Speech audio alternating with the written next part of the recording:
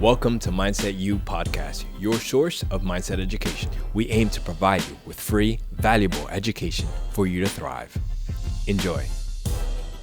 Today's podcast is 2 of 4. On the first one, we talked about post-traumatic growth. Today, we're going to dive into the concepts of values, how our personal values direct us in our lives. Values don't really change, or do they? Right? Because that becomes the question. If let's say you go through a traumatic event and you have a value of at the time of, for example, I was put on this earth for a reason, so I survived this traumatic event. So I'm going to find the narrative in which says this is why I survived this event because I'm put here for a reason, right? And so that becomes a problem in your growth. You won't challenge that main value to move on. Is that possible? Does that happen? Is that what happens when you revisit those beliefs? I think even for that, like the interpretation of values and the narrative that you attach to values are huge. Like I was having this conversation with Amon on our way back from a drive in jiu-jitsu, and he goes on a very primitive, like, reptilian brain, this is what human beings are designed to do. And I was like, yes, absolutely, we are designed to do these things. But the great thing about human beings is that we have the prefrontal cortex, and this is where we create subjective meaning. This is where we create a narrative, and we can attach a narrative to practically anything.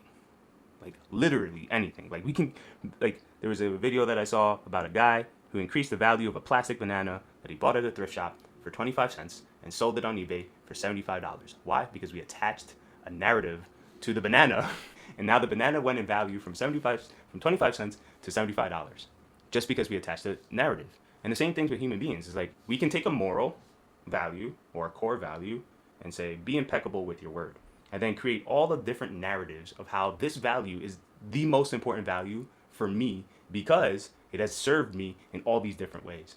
So, like, I agree with your point. It's like, is value kind of fall in line with, like, a belief? In this book, and we've talked about this in the past, The Rider and the Elephant. Yeah. So the idea behind this, I'll give you a quick summary, is how our brains work. We think that we're rational. We think that we're making rational decisions, outweighing the pros and cons, and that's how we're choosing.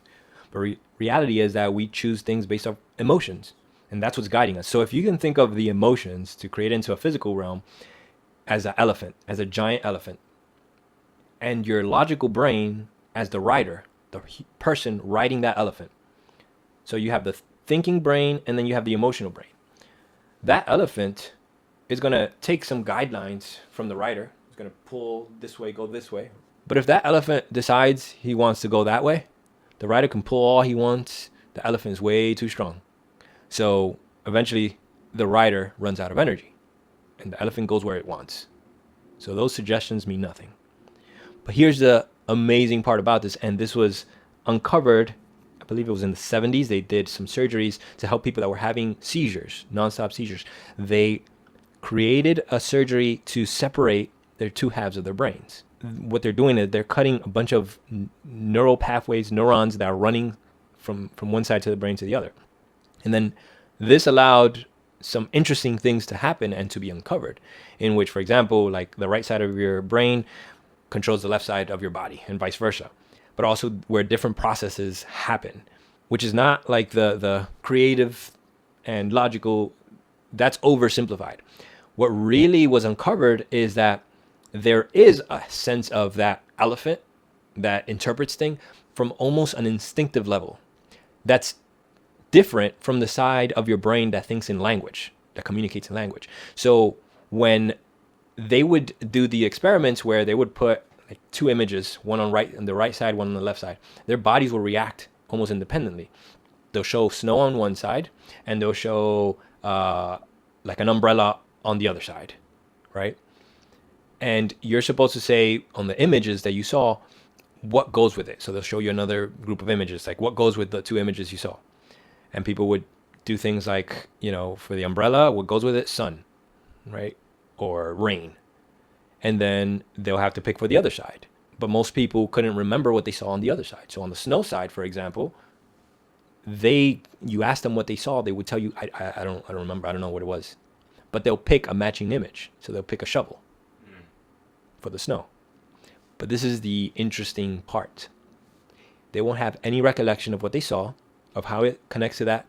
So they'll say, I just picked a shovel because when it rains, like leaves pile up and I have to shovel them. So their logical brain, their writer, will create a narrative for whatever happened on the emotional side.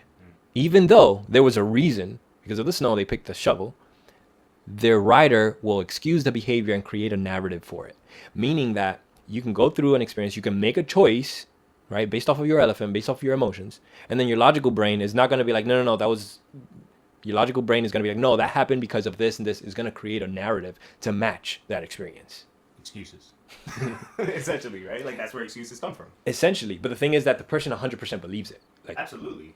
Like that's why we create excuses. Like who the hell is going to be like, nah, like what I felt was the right thing to feel, and that's what I wanted to do. Like especially if you did something that you weren't logically supposed to do, like nutrition. Like everybody goes into this. Like, yeah, but I was feeling tired, so I decided to have some sugar. Like I just felt hungry, right? And like yes, there's some knowledge basis there that they may not have an understanding, but the fact is that knowledge gap is what's driving the emotion, right? Because knowledge influences emotion as well, right? If you have an understanding of what's happening to you physiologically, right? Like you're interpreting this external world with the data that you're collecting via your five senses. Mm-hmm. So that's the only way that we're gonna really understand how to make a decision is based on how we feel. Mm-hmm. And then we create the story to match it. Which is like what we talk about. So it comes full circle, right? Because we talk about perspectives, multiple perspectives that you can have in one story, multiple narratives, where it goes to the base of not believing your own story, because there's other possibilities, not believing that there's one truth. Mm-hmm. So if you open up yourself to like, oh, this is a good narrative that makes sense, and not stop there. Okay, this is another good narrative that makes sense, and have the possibilities, right? And recognize that you're going to operate from one. You're going to choose the meaning that one of them presented to you, but still be hyper aware that there's other points. Now, when you go back and revisit that trauma or that story that you need to adjust for now a future experience or future learning, now it's much easier because you're like, oh, I was playing this card. Let me switch it out back to the experience. But that allows you to do that when you don't commit to it as like this is the only possibility. Mm-hmm. I think that falls in line with like when you commit to one story, you already establish expectations. So when you go and try to revisit something that connects with that narrative, the one that you cold-heartedly chose, mm-hmm. the expectations are already established. Even though you would say, I didn't establish any expectations. You may have not identified them, but your story establishes the expectations now. But what I've learned in my personal experience is like when you create multiple narratives, you destroy expectations. Because now you look for the possibilities of what else can exist within. Can you go back to what you mean by the expectation and the stories?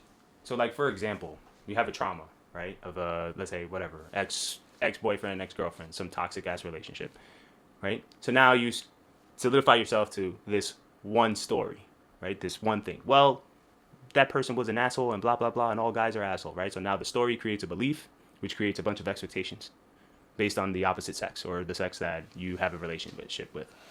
Versus going back to the story and looking at all the different possibilities. Yeah, maybe that person was an asshole. Maybe that person was an asshole because of this. Or maybe this happened because of this. Now it starts to break down these beliefs, which then automatically create these expectations, right? Because the beliefs are what create the expectations. Mm-hmm.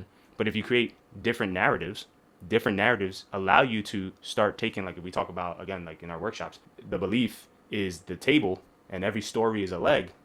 If you start creating different narratives for the belief, it can't no longer support this belief. Like you make the little legs wimpier and smaller and not as strong because there's so many little ones, then you can start to take the belief away. Then what sits on top of the table are the expectations, all the different kind of boxes and little things that you have there. Mm-hmm. And then you can start pulling that away. What happens when someone goes through an experience and, let's say, attaches meaning to that experience from a narrative that reaches a point is not serving them, but they've created those kind of possibilities of different stories? So what you're saying is a person goes through an experience, they settled on a narrative, mm-hmm. but they have these other possibilities that can exist. I would have to question emotionally how invested are they in those other narratives, mm-hmm. right? Because there is something that we do as human beings too, right? Like unless you're proven wrong multiple times, that's the only way you can really believe in other possibilities, right? So like this is something that happened between you and I.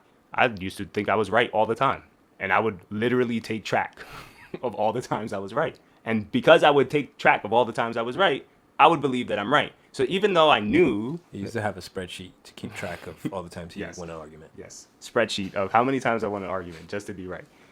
But then I knew there was this one kind of argument between you and I that changed everything. It was the one where you were vulnerable enough to be in that moment and really describe how you perceived me as a human being in the time that I was acting the way that I was acting. And that made me delete the spreadsheet because that now proved my other possibilities and other narratives of how you were feeling.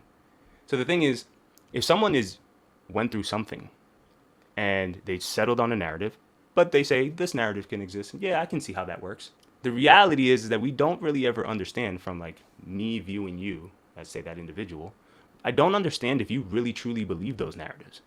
The only one that can really understand it is like there's an emotion, right? Because there's almost like, at least when I think about it, there's almost like a release emotionally that happens when I say, oh, this is another possibility, right? Like the anxiety or the stress or the anger starts to dissipate a little bit because I'm actually believing the narrative.